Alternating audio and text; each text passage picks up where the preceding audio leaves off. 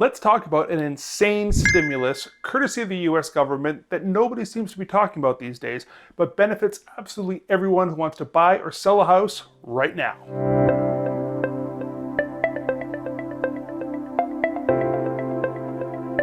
Hey everyone, it's Zach from the Pelican Team Real Estate in Fort Myers, Florida. If you haven't already seen the news, the Fed has been buying an insane amount of debt in the mortgage-backed securities market. And what that has done is driven interest rates down to the absolutely lowest level ever in the history of home mortgages. So what does that mean for you, the average home buyer or home seller? Well, let's jump to the wealthiest people in the world who use debt as a tool. Remember, debt is not always a bad word.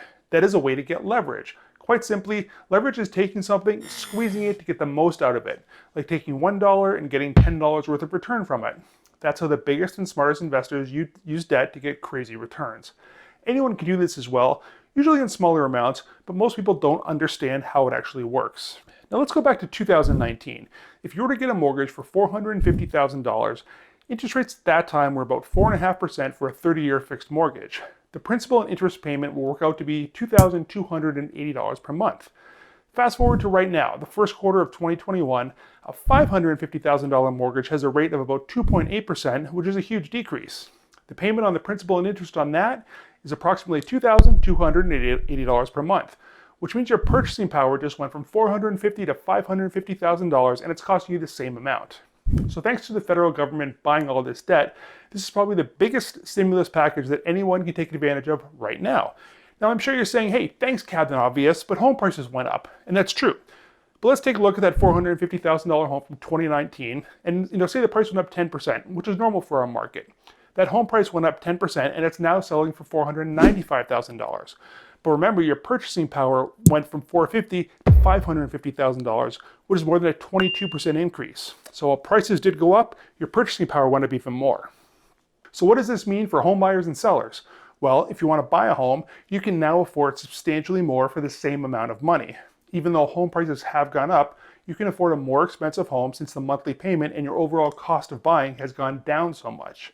If you want to sell a home, you're now in a great position where you can get a higher market price for your home since buyers have so much more buying power than just 1 year ago.